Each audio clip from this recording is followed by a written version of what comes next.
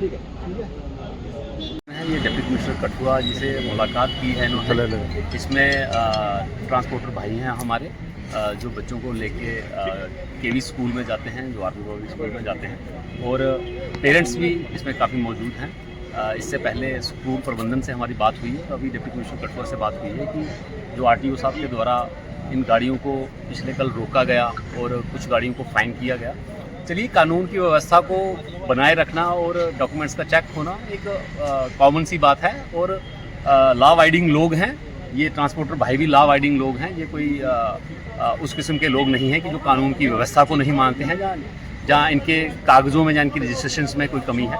हाँ, कि नियम क्या होने चाहिए, तो कहीं ना कहीं अगर आप इन 250 परिवारों को देखें जिनका ये आज रोज़गार भी है, और कहीं ना कहीं ये 250 फैमिली के साथ 2500 फैमिली इनके साथ एडजॉइनिंग इनके साथ जुड़ी हुई है, और वो 2500 परिवार आज की डेट में सफ़र कर रहा है। आज सुबह भी बच्चों को स्कूल छोड़ने के लिए आए तो 700 से 800 वाहन जो था वो जंगलोड मोड़ में खड़ा हुआ था। जो आर्मी एरिया वो पूरा चौक हुआ था सुबह, तो 700 से 800 वाहन, 700 से 800 फैमिली मेंबर्स, उनके परिवार के वो मुखिया लोग सुबह सुबह 6:30-7 बजे डिस्टर्ब होकर अपने सारे काम छोड़ के बच्चों को स्कूल छोड़ने आते हैं। तो कहीं ना कहीं सरकारों का काम है, कहीं ना कहीं एडमिनिस्ट्रेशन का काम है, और कहीं ना कहीं उन स्कूलों का काम है लोगों को फैसिलिटेट करना।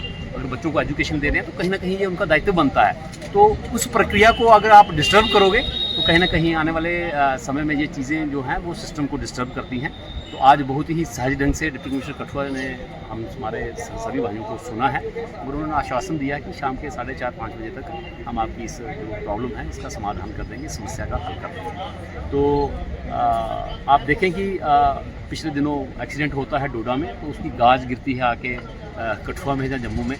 तो इंटरलिंक्ड है ये चीज़ें। अगर रोड पे चलना है तो सबसे ये गुजारिश की जाती है कि अपने डॉक्यूमेंट्स पूरे रखें, यातायात के नियमों का उल्लंघन ना करें, उनकी पालना करें। लॉ अबाइडिंग लोग हैं, हम सब समझदार हैं, तो सबके परिवार हैं। जब घर से निकलते हैं तो यही आस होती है कि शाम को घर में वापस जाएंगे। उसी को ध्यान में रखते हुए हम सारी चीज़ों को फॉलो करें। तो उसी के संदर्भ में आज ये मुलाकात हुई, तो एक पॉजिटिव सा रिस्पांस मिला है एडमिनिस्ट्रेशन की तरफ से। तो लिहाजा हम यही अपील करते हैं कि इन लोगों का जो समस्या का हल है, हम लोगों की जो समस्या का हल है, वो जल्दी से जल्दी निकले। कौन सी गाड़ी है आपकी और कहाँ पे चलाते हैं? यहाँ आर्मी स्कूल में चलती है हमारी गाड़ी है, काफ़ी 200-250 गाड़ी है। तो इन पे गाड़ियों पे निर्भर है ये परिवार सारे। ठीक है, काम तो करना ही है, कोई चिट्टा तो बेच नहीं रही है, तो कोई दूसरा कोई गो तस्कर जो ऐसा काम नहीं करोगे। फिर जब ये कारोबारी बंद हो जाएगा, किसी का लाइसेंस कैंसिल हो जाएगा, तो वो आदमी क्या करेगा? उसका लूट खसोटी करेगा।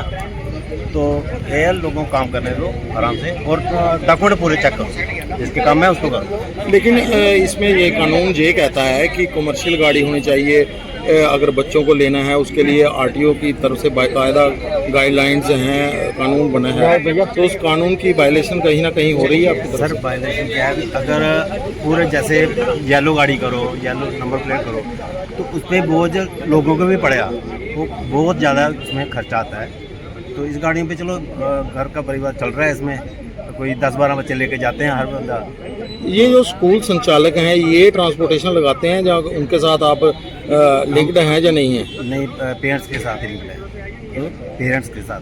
अभी डीसी साहब ने क्या कहा आपको? वो कहते शाम को 4 बजे आरटीओ साहब से बात करेंगे, तो उस हिसाब से गाइडलाइन की जो होगी। क्यों ये मसला अब उठा? क्योंकि 1.5-2 साल पहले भी उठा था। ये हर साल 2 साल बाद होता है, 10 साल बाद परेशानी आती है। अच्छा। और काम तो जॉब कितनी है लोगों के पास, कितनी बेरोजगारी है, काम तो कर रहे हैं ना, काम ही है। जो इतनी बच्चों की देखो, जो बच्चे लेके जाते हैं, कितनी जिम्मेदारी का काम है बच्चों का, ठीक है ना। तो बच्चों जो बच्चे जाते हैं तो इनको एक बच्चे को ख्याल रखना पड़ता है अपने। क्या चाहते हैं आप? क्या चाहते हैं? सुचारू रूप से चले गाड़ी, अपने डॉक्यूमेंट चेक करो, जिनके काम है, जो काम है उनको जो मर्जी फाइन डालो, उसमें कोई दिक्कत नहीं है। लेकिन अगर तो कैपेसिटी 7-8 की है, 10-12 बिठा ले, और वो 7 लेके आए तो उसका गाड़ी का खर्चा उन्हें निकलेगा। ठीक है, अगर कम डालेंगे तो पेरेंट्स इतने पैसे नहीं भरेंगे डबल। ये भी बात है ना, थोड़ा बहुत कंप्रोमाइज़ तो करना पड़ेगा।